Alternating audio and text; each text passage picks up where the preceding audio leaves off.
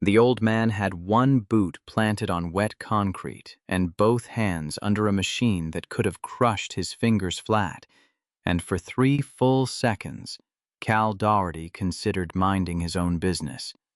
It was the first Saturday in November, cold enough in Pittsburgh for the rain to feel like ground-up glass, and Cal had already been awake since 4:30. He had spent the morning repairing a restaurant exhaust fan in Squirrel Hill, then driven across town to a municipal surplus warehouse near the Monongahela because a bakery owner had promised him $60 if he could find a used stainless steel prep table before Monday. $60 mattered. Everything mattered lately. The transmission in his white Chevy work van had started shuddering between second and third. The gas company had left a yellow notice tucked into his screen door. Maisie's winter boots were one size too small, though his 10-year-old daughter had been wearing 2 pairs of socks and insisting they were still basically fine. Cal knew what basically fine meant in a house where he was the only parent. It meant she had noticed the numbers without being shown the bills. It meant she was trying to protect him from things a child should never feel responsible for. So he had found the prep table, strapped it to a flat cart, and was pushing it toward the loading area when he saw the old man wrestling with a cast-iron jointer that belonged in a factory museum. The machine sat on a battered wooden skid beside a faded olive-green GMC pickup from another century. The truck's rear bumper leaned lower on one side, the tailgate was held by mismatched chains, and the man trying to lift the jointer looked at least 75. He wore a brown barn coat darkened by rain at the shoulders and a wool cap pulled over white hair. He squatted, hooked his arms beneath the base, and strained. The jointer moved half an inch. Then the man made a sound Cal recognized too well. A short, involuntary grunt from someone whose back had just warned him there would not be a second chance. Cal stopped his cart. "Sir." The old man looked up sharply. "I'm fine. Wasn't asking." Cal parked the cart beneath the awning. "I was going to tell you that if you lift that thing by yourself, they're going to have to sell your truck at the next surplus auction." The man's pale eyes narrowed. "You always talk to strangers like that?" "Only the ones trying to cripple themselves." Cal walked closer and looked at the jointer. Northfield.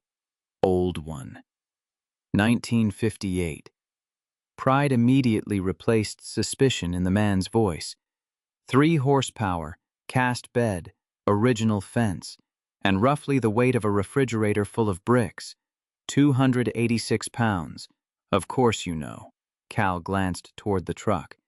"You got ramps?" The old man pointed to 2 planks in the bed. Cal stared at them.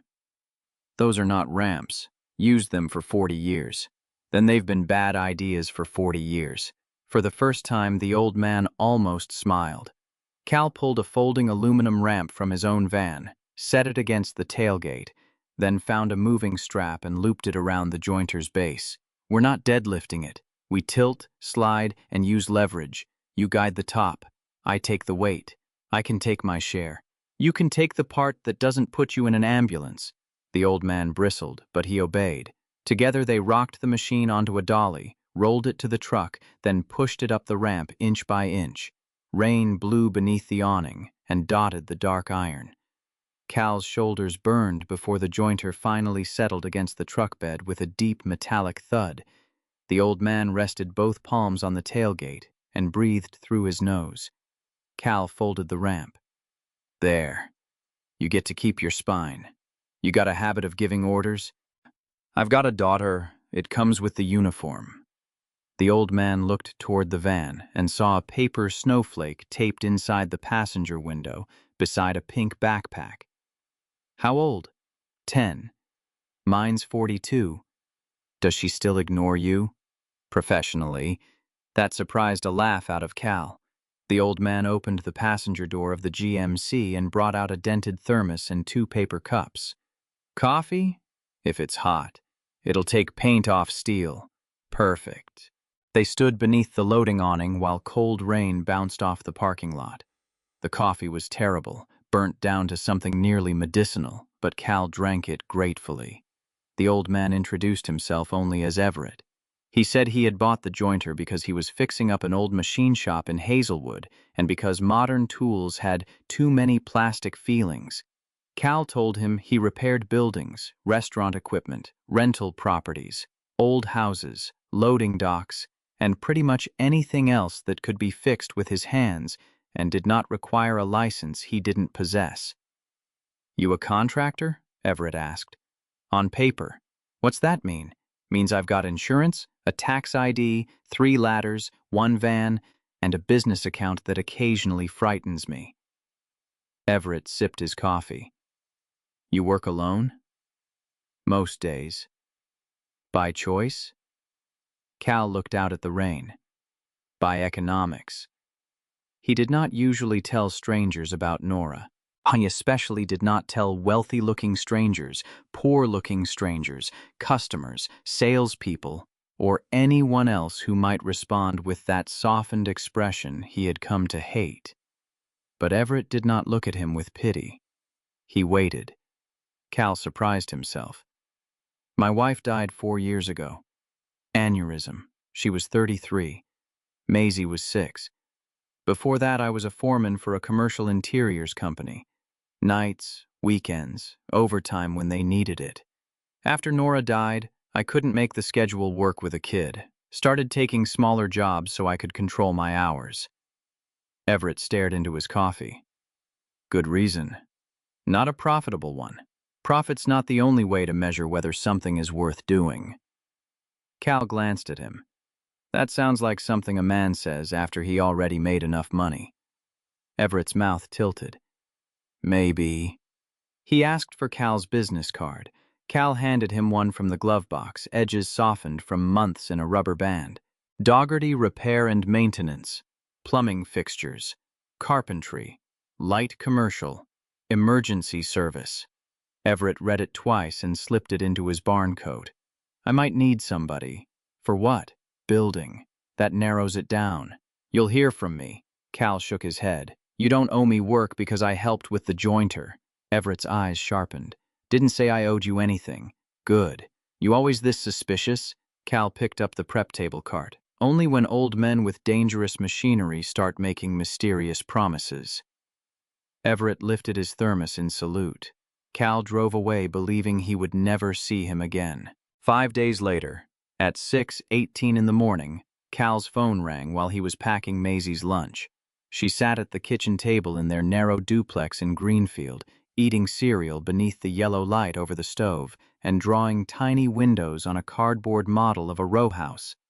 Cal wedged the phone between his shoulder and ear while spreading peanut butter. "Dougherty Repair." A woman with a precise voice said, "Mr. Dougherty, my name is Lenora Pike. I'm calling on behalf of Everett Sloan." Cal stopped spreading. Sloan. The name meant something, but at that hour his brain offered nothing. "The jointer guy?" Silence. "Mr. Sloan would like you to inspect a property at 11 tomorrow. He asked specifically for you." "What kind of property?" "Former industrial building. Approximately 48,000 square feet." Cal looked at the peanut butter knife. "You called the wrong Dougherty." "I don't believe I did." "Ma'am, I patch restaurant walls and replace rotten porch joists. 48,000 square feet is a different animal. Mr. Sloan is aware of your current business. That is somehow more concerning." Maisie looked up. Cal waved her back to her cereal. Lenora gave him an address on the north side near the river and said he would be meeting representatives from Sloan Industrial Holdings. That was when Cal remembered the name. Sloan Industrial had started decades earlier, manufacturing material handling equipment, then expanded into warehousing automation, rail logistics, robotics, and industrial real estate. The company's black and copper logo appeared on distribution centers from Pennsylvania to Indiana. Everett Sloan was the founder. Cal had seen his face in business magazines in waiting rooms. Older, cleaner, wearing a suit that probably cost more than Cal's van. He slowly sat down. "You're telling me the man I helped in that rust bucket is Everett Sloan?" "Mr. Sloan is fond of that truck." "That wasn't my question. 11 o'clock tomorrow, Mr. Doherty. The call ended. Maisie had stopped eating. Are you in trouble? Possibly. Did you break something? Not yet. He looked at the address again. But apparently, I'm going somewhere with enough money to make breaking things expensive.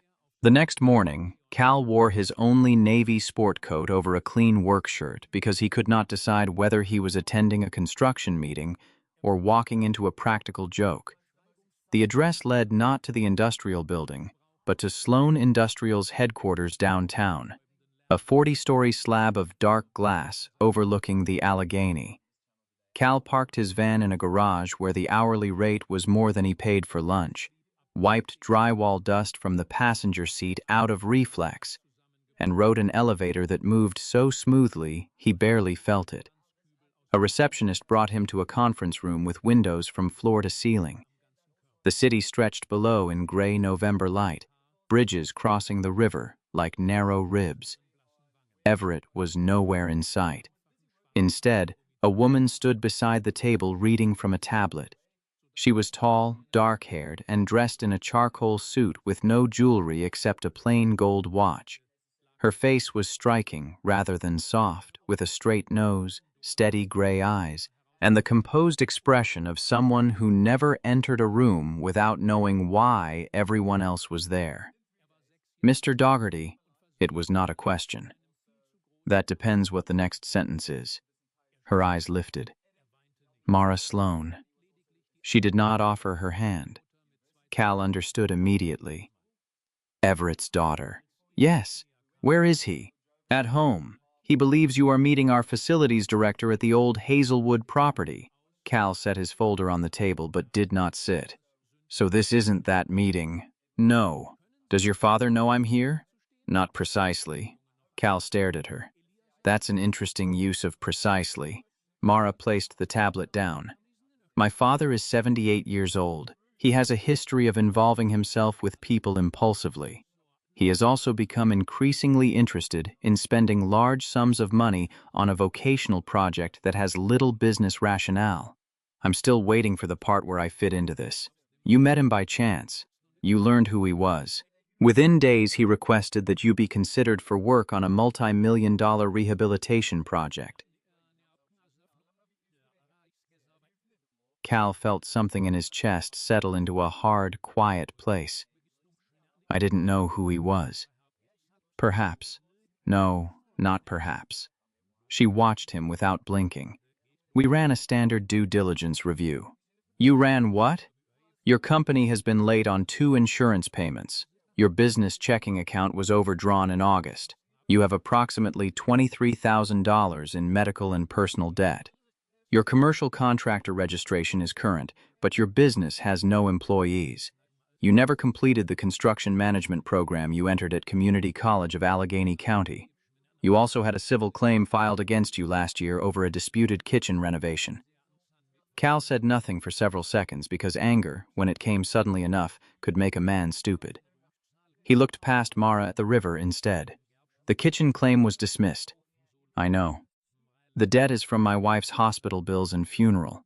For the first time, the woman's expression shifted, barely. Cal continued, voice low.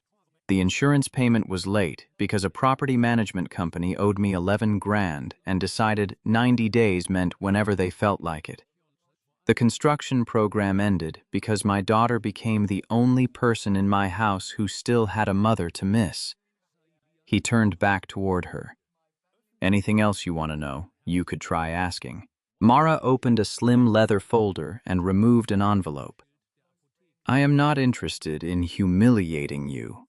You should work on your technique. I'm interested in protecting my father.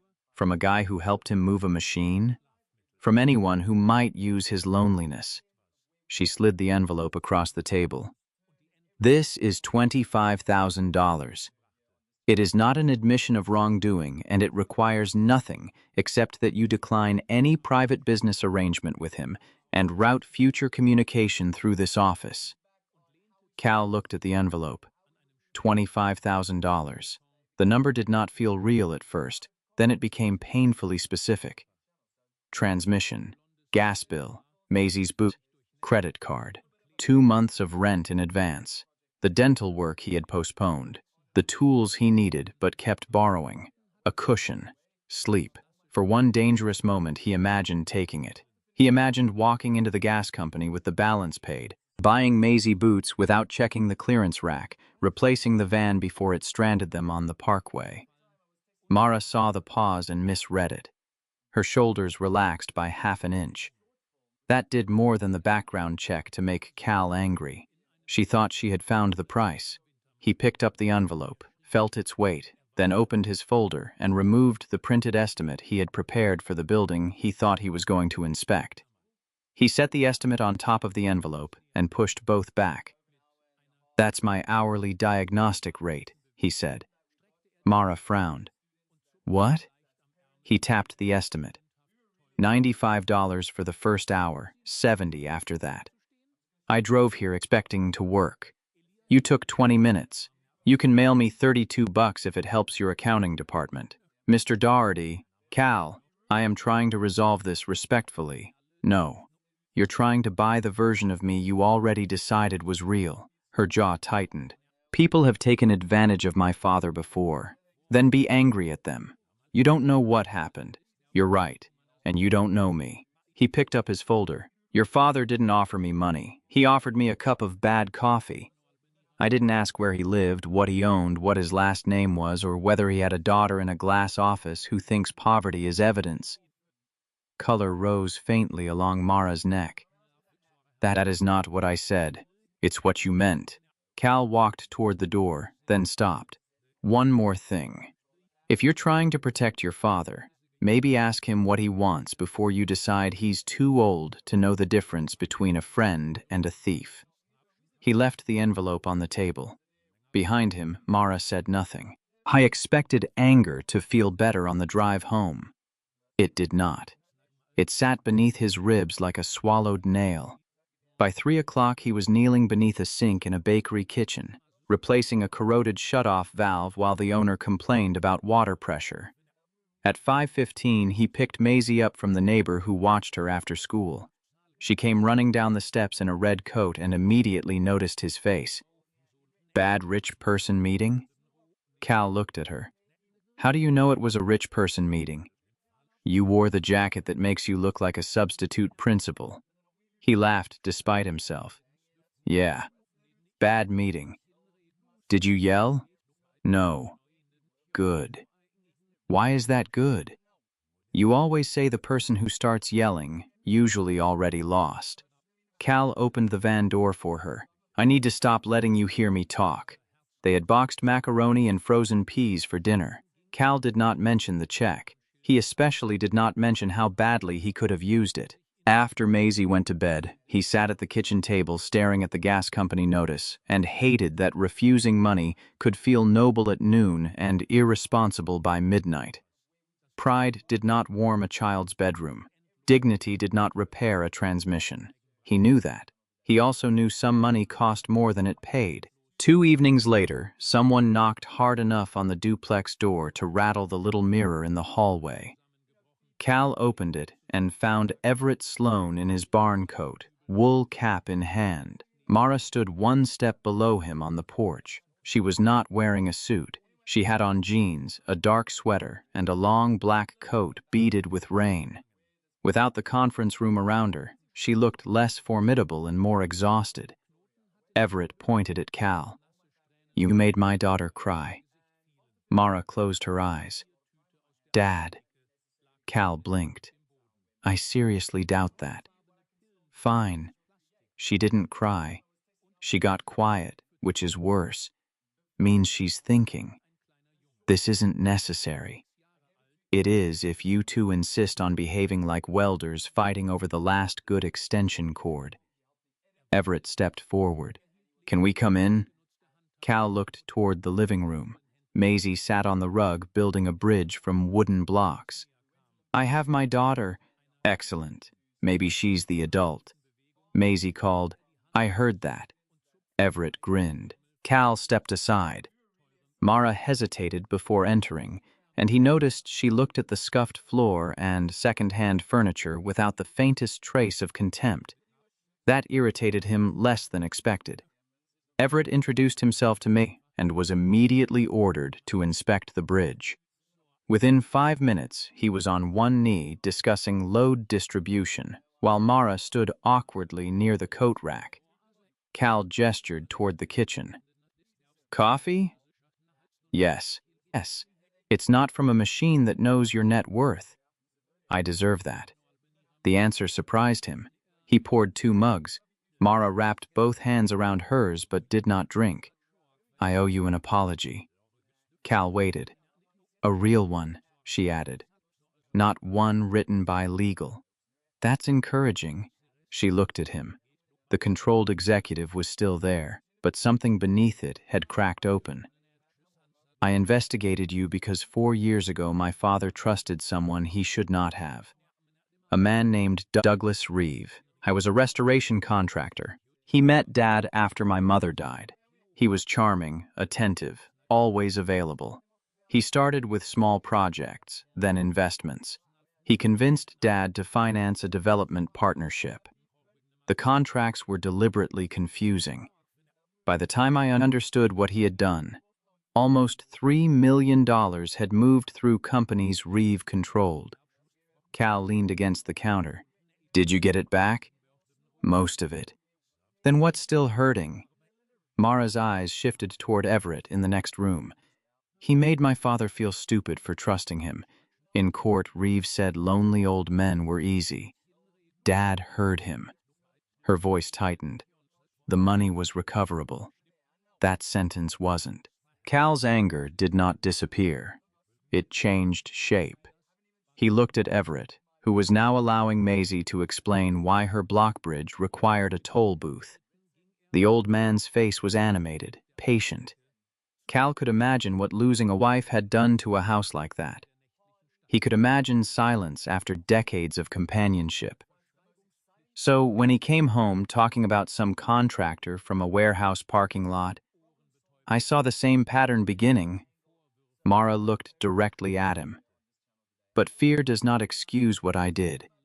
I used private information to reduce your life to vulnerabilities. Then I tried to turn your kindness into something I could purchase and close out. It was arrogant. It was cruel. I'm sorry. No excuse followed. No corporate phrase. Cal took a slow breath. I believe you. Relief flickered across her face. That doesn't mean I'm okay with it yet. I understand. And if anyone from your company digs through my life again without a legitimate business reason, you and I are going to have a very different conversation. Fair, Everett shouted from the living room. Are you done apologizing? Mara muttered. I was, until now. Everett came in carrying Maisie's bridge tower in one hand. Good, then we can discuss work. Cal shook his head. No. Everett stopped. You don't know what I'm offering. That's why I'm saying no early. I'm not giving you anything. $25,000 was already offered. Mara winced. Everett glared at her, then at Cal. This is different. I bought the old Allegheny Gear Works property in Hazelwood. 48,000 square feet, brick, steel trusses, sawtooth roof. My wife wanted to turn it into a skills center before she died.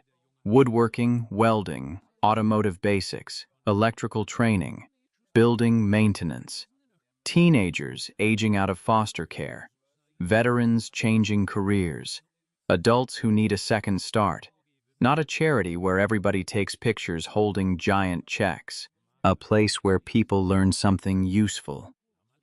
Cal said nothing. Everett continued. I need a construction lead who understands old buildings and doesn't throw out good material just because replacing it is easier.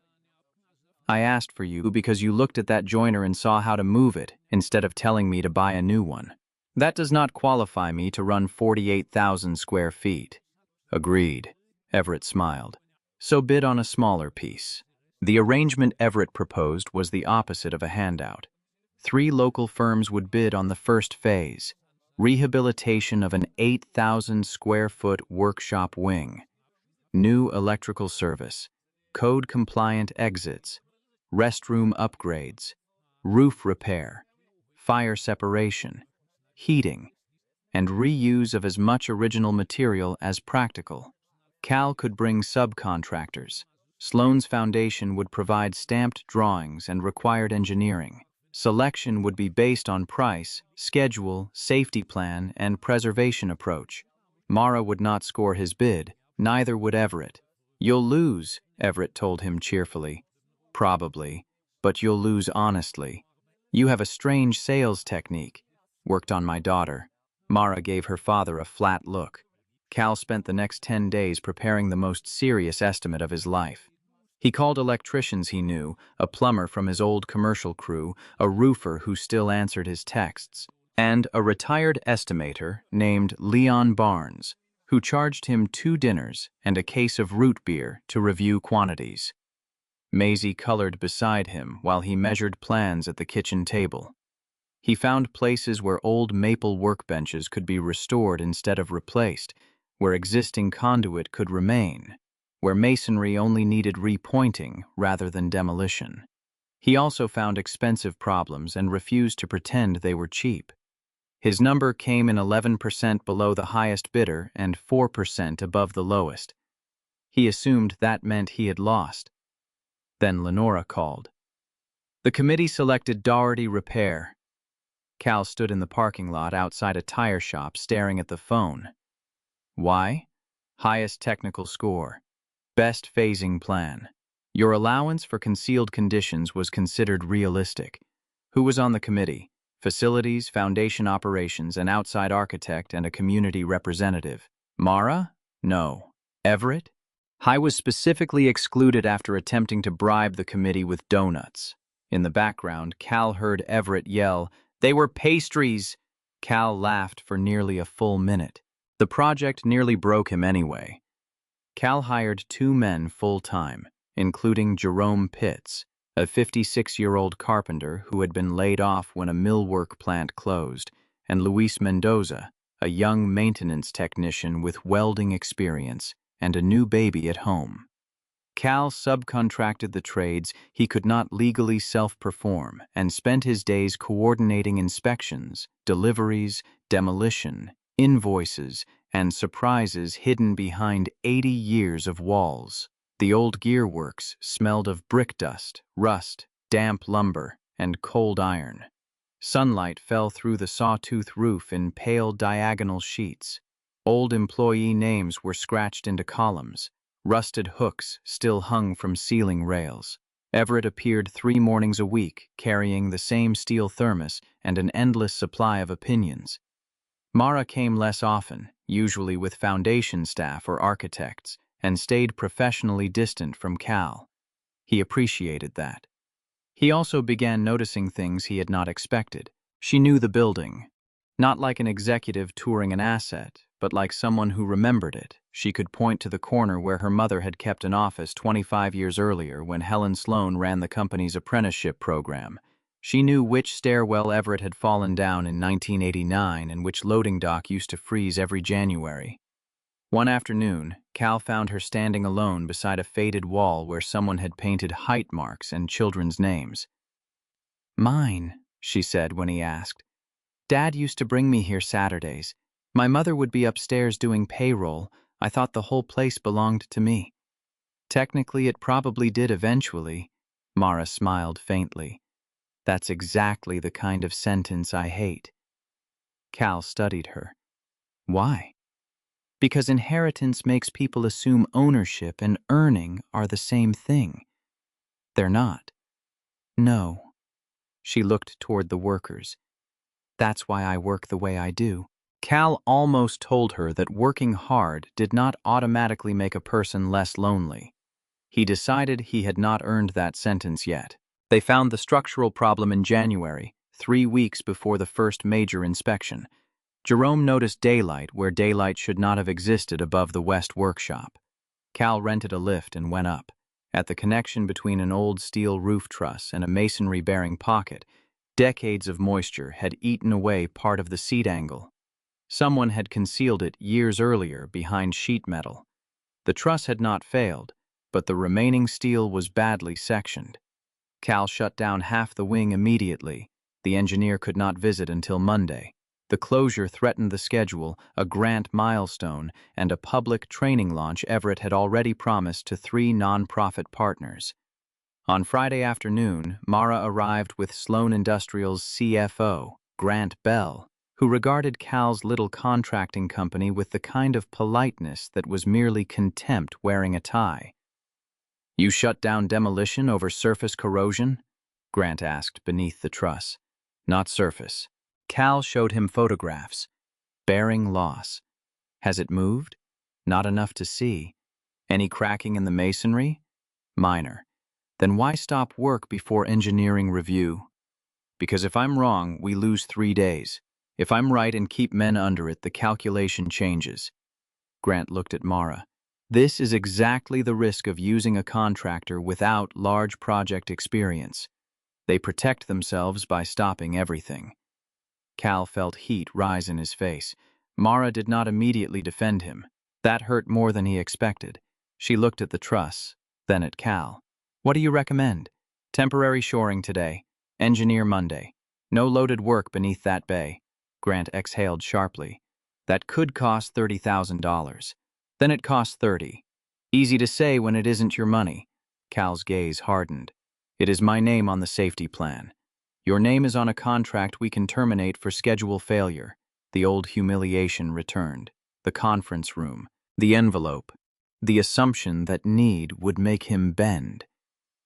Cal removed his hard hat and wiped the sweat from his forehead. "Then terminate it." Mara's eyes snapped toward him. "Cal." "No. If keeping this job requires me to put Jerome, Luis, or anybody else under steel I believe could come down, you have the wrong contractor." The building went quiet except for the distant whine of a saw in another wing. Grant looked almost pleased. Mara looked at Cal for a long moment. Then she turned toward the superintendent. "Shore the bay." The engineer arrived Monday morning and spent 3 hours taking measurements. By noon, he had ordered the entire west truss line temporarily supported and 3 connections reinforced. He estimated the worst seat had lost nearly 60% of its effective section. The sheet metal covering had hidden the damage for years. If heavy snow accumulated before repair, the truss might not have failed, but no responsible engineer would have certified it. Grant Bell did not apologize to Cal. Men like Grant rarely did. But at the emergency foundation meeting that afternoon, he described the discovery as a prudent site intervention. Mara interrupted him. "Mr. Doherty found it and stopped work after you advised him not to." The room fell silent. Grant's face changed slightly. Mara continued. "Put that in the minutes." Cal heard about it from Everett, who told him while eating chili from a styrofoam cup at the job site. "She embarrassed Bell in front of 6 trustees. That wasn't necessary." "Sure it was. He's been needing exercise." Cal shook his head. Everett studied him. "You like her." Cal nearly dropped his spoon. "Eat your chili." "You do. She accused me of targeting you for money." "She apologized. That doesn't erase it." "No. Forgiveness isn't an eraser." Everett looked toward the office where Mara was meeting the architect. "It's more like deciding you're not going to keep reading the same ugly page forever." Cal stared at him. "You rehearse these speeches?" "My wife used to say I talked too much." "Smart woman." Everett's face softened. "Very." The work resumed. Something between Cal and Mara had shifted. Not romance, not yet. Respect first. She began asking his opinion before approving scope changes. He began telling her when an idea was impractical without assuming she would be offended.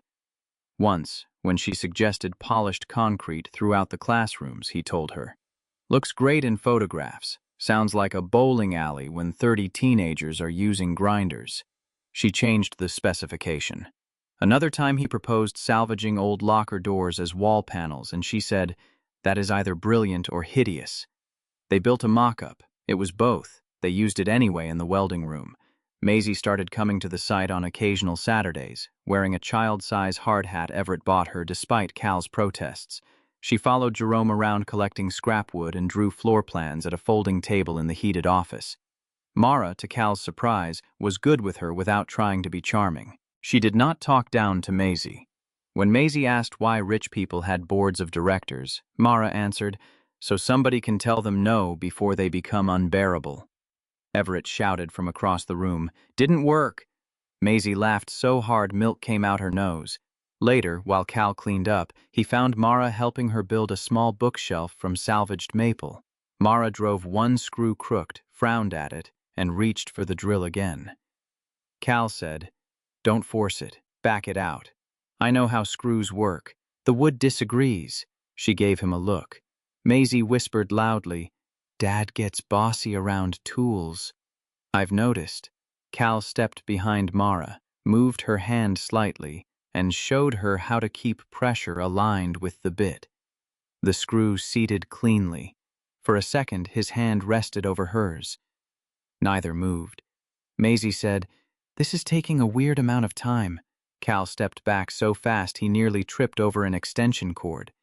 Mara laughed, and the sound was so unguarded it changed her whole face. The first workshop wing opened in April. 130 people came to the preview: non-profit directors, local tradespeople, union representatives, foster care advocates, veterans, city officials, and enough business executives to make Cal uncomfortable. The old Northfield jointer Everett had bought in the rain stood near the center of the woodworking room, restored but not polished into lifelessness. Its cast-iron bed still carried small scars from decades of use. Everett insisted students should work on it once instructors approved them. "Tools die when you turn them into decorations," he said. Cal's company had grown to 5 employees by then.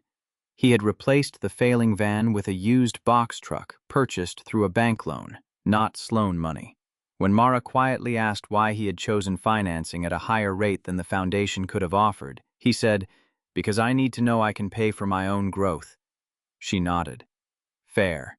Then she sent him the contact information for a community lender with better commercial terms and left the decision to him. He applied. That, more than any apology, told him she had changed. She had learned the difference between opening a door and dragging somebody through it. The trouble at the opening came from a reporter who recognized Cal's name on the project plaque. Someone had uncovered the story of his first encounter with Everett and written a piece implying that a struggling handyman had been personally elevated by the Sloan family. The article was not entirely cruel, which somehow made it worse. It described Cal as a widowed father rescued from financial hardship by a billionaire's gratitude. It did not mention the competitive bid, the safety intervention, the score sheets, the 80-hour weeks, or the payroll Cal had met during months when he paid himself last. By noon, 2 television crews stood outside the building. Cal read the story once, then folded his phone shut so hard the case cracked. Maisie was in the woodworking room with a youth instructor. He did not want her seeing the comments beneath the article. Mara found him alone behind the loading dock. "I'm sorry." Cal looked at the river. "Did your people give them anything?" "No." "Can you prove the bid was competitive?" "Yes." "Then release the scoring documents with the other bidders' names redacted." "Already authorized." "Good."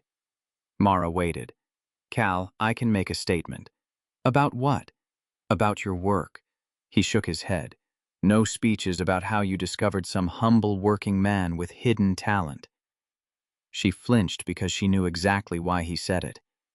"I wasn't going to." "Good. What do you want?" It was the same question she had once failed to ask her father. Cal looked at her. "The truth. Nothing polished, nothing sentimental." She nodded. At the press event that afternoon, Mara stood behind a plain wooden podium Everett had built in the shop. Grant Bell, several trustees, instructors, apprentices, and Cal's crew stood nearby.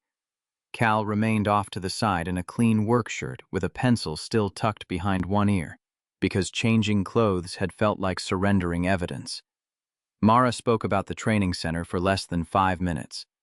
Then a reporter asked whether Doherty Repair had received preferential treatment because of Cal's personal connection with Everett. Mara did not bristle. Mr. Doherty's company submitted one of 3 qualified bids. He was not the lowest bidder. He received the highest technical and preservation score from an independent review committee. Neither my father nor I participated in scoring. Another reporter asked whether his personal friendship with the Sloan family had influenced later work. Mara glanced toward Cal, then back to the microphones. Yes. The room stirred. Cal's stomach dropped. Mara continued.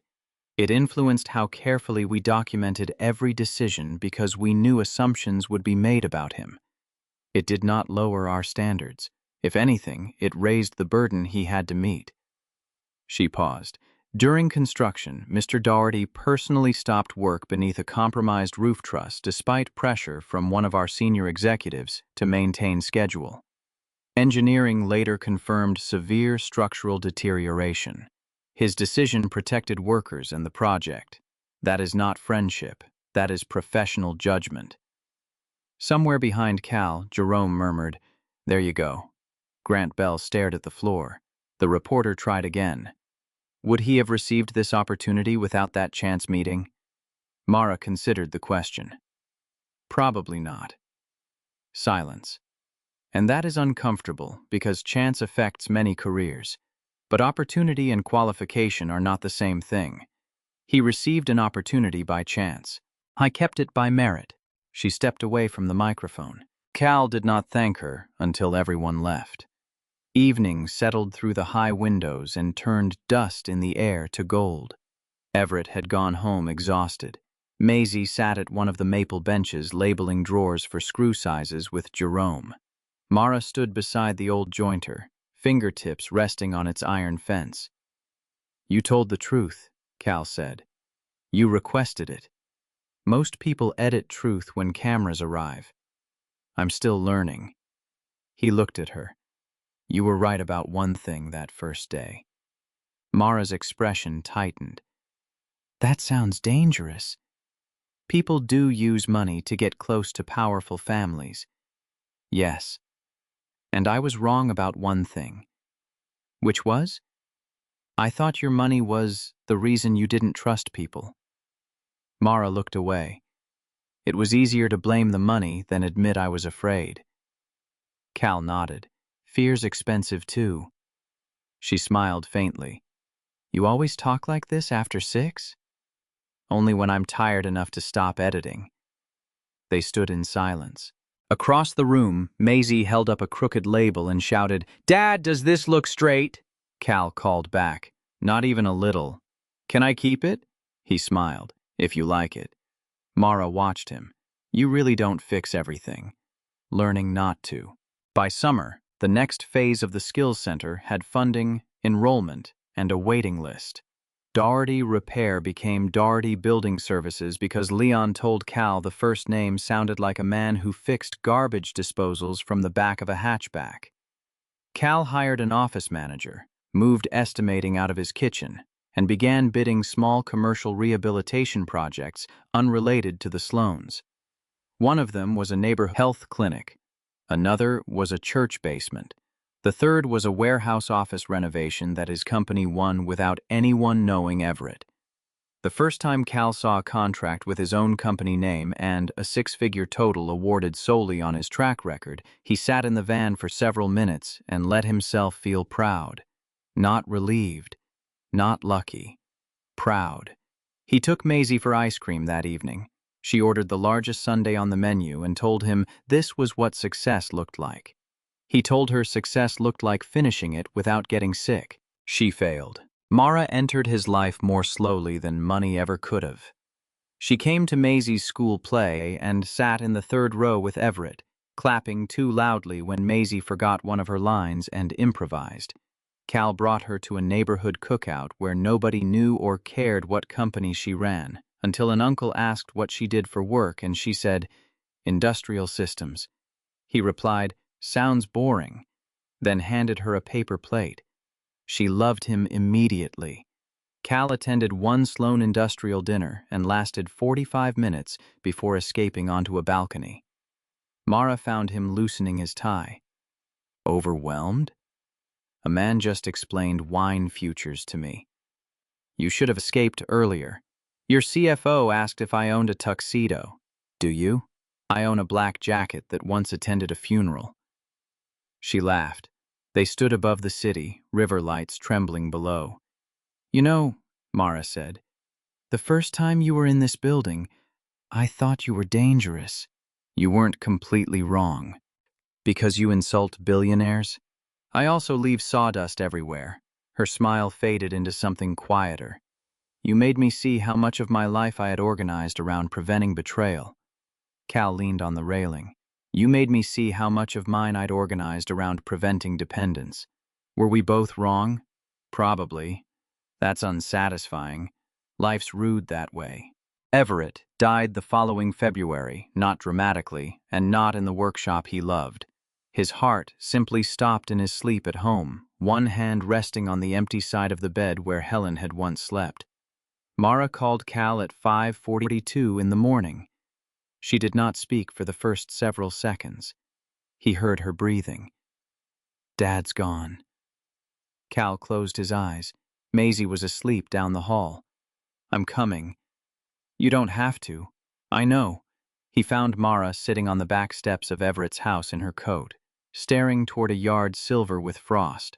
She did not cry when he arrived. She leaned against him and went completely still. At the funeral, tradespeople stood beside executives, retired machinists, beside foundation donors, apprentices beside men who had known Everett before Sloan Industrial had an office. Cal carried one side of the casket with 5 others. In his will, Everett left the Skills Center to the foundation with strict protections against sale. He left Mara the old GMC. She stared at that paragraph for so long, her attorney asked whether she needed a break. He did that to annoy me, she whispered. Cal said, almost certainly. 3 months later, the GMC sat in the parking lot outside the Skills Center, still rusted, still leaning slightly, still wearing the same faded paint. Mara wanted to restore it. Cal refused. Fix the brakes, steering, tires, and anything that can kill you. Leave the body. Why? Because your father liked it ugly. He liked provoking me. Same thing. They stood beside the tailgate on a warm May afternoon while students worked inside. The Northfield jointer hummed in the woodworking room. Sparks flashed behind welding screens. Somewhere in the automotive bay, a teenager cheered because an engine had started on the second attempt. Maisie, now 11, ran outside carrying a wooden sign she had made with a group of apprentices. The lettering was imperfect but strong. Everett and Helen Sloan Skills Hall. One corner sat slightly higher than the other. Mara touched her father's name. He would have complained about this. For hours, Cal said. Maisie frowned. The E is crooked. Cal looked at Mara. Mara looked at him. For a moment, they were back in 2 different worlds, her in glass towers and private offices, him counting gas money at a kitchen table. And the distance between those lives seemed both enormous and strangely irrelevant. What mattered was not that Everett had money or Cal had needed it. What mattered was that one rainy morning, an old man had been trying to lift more than he should carry alone, and someone had stopped without asking what the favor was worth. Should I remake it? Maisie asked. Cal shook his head. Mara smiled through tears. No, she said. Leave it exactly like that. So they did. Sometimes the most important moments in life begin with a choice that seems small, stopping to help someone when there is nothing to gain. Cal did not know Everett was wealthy, powerful, or capable of changing his future. He only saw an older man struggling beneath a weight he should not have carried alone, and he chose to help. That simple act reminds us that true character is revealed when no reward is promised. Later, when Cal was offered money that could have solved many of his problems, he refused because he understood that dignity has a value. No check can replace. Yet this story is not only about pride. It is also about learning to trust again. Mara had allowed fear and past betrayal to shape the way she judged others, while Cal had built his life around never depending on anyone. Slowly, both discovered that strength does not mean carrying everything alone. Sometimes strength means accepting an opportunity without surrendering your self-respect, forgiving without forgetting, and allowing good people to stand beside you. In the end, a crooked sign was left exactly as it was, a beautiful reminder that not everything imperfect needs to be fixed. If this story touched your heart, tell us in the comments. Would you have refused the $25,000 like Cal did? And if you believe kindness, integrity, and second chances still matter, subscribe to the channel and join us for more stories that remind us what truly makes a life meaningful.